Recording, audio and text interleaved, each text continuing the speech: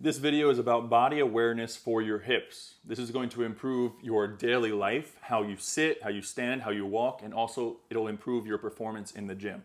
So we're going to cover two areas of hip movement. First is going to be hip tilting, so how we tilt the hips, anterior, posterior tilt. And the second thing is going to be rotation at the hips.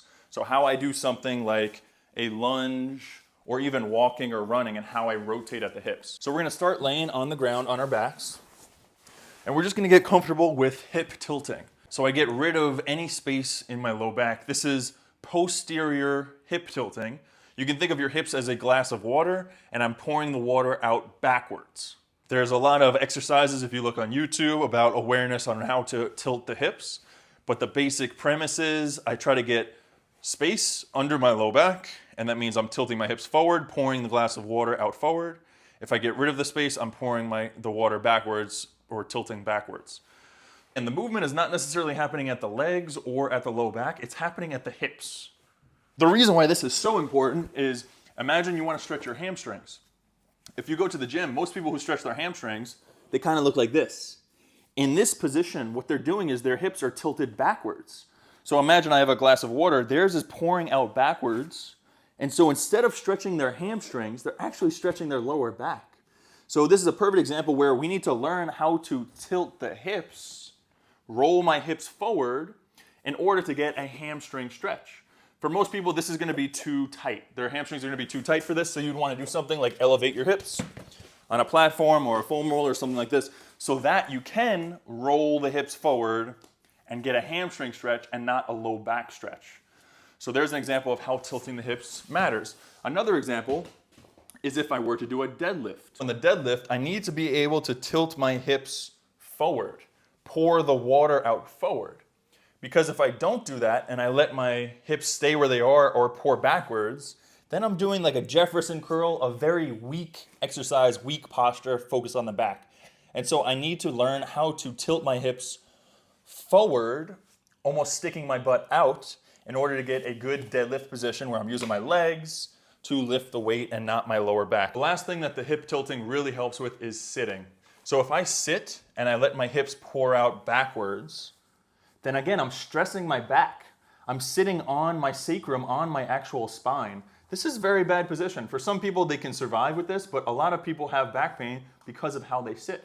So instead of sitting like this, I want to learn how to tilt my hips forward, how to pour the water out forward so that I'm sitting on my hip, on my sit bones. Now, for a lot of people, the seat is too low. So in that case, you would want to bend your legs and have your hips be above your knee level. Then it's very easy to roll the hips forward.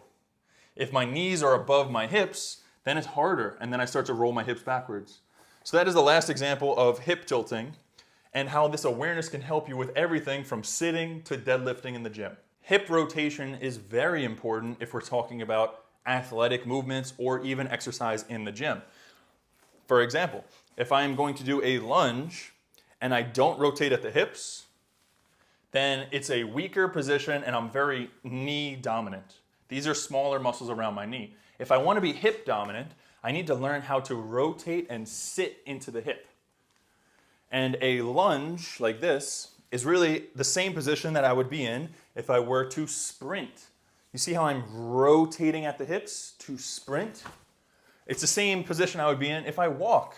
So very, slight example of this, but I'm rotating at the hips when I walk. And so in order to practice this hip rotation, we do what's called a hip airplane. So you can place your hands on a wall, stand on one leg, the other leg kicks back behind you. With a soft knee in my right leg, I'm going to drop my left hip towards my right side. So this left hip is going down. I'm feeling a stretch in my outer hip here, and then I'm using the muscles in my outer hip to open up. And so we're practicing rotating at the hip. If you can see, I'm not moving at my spine. The movement is happening at my hip. So that is the hip airplane. Super helpful exercise for learning how to sit into the hips. And this awareness of sitting into the hips will help you with everyday activities. Walking, running, everything in the gym, lunging, split squats. That ability to open up your hip, sit into the hip, rotate at the hip is what will improve your performance.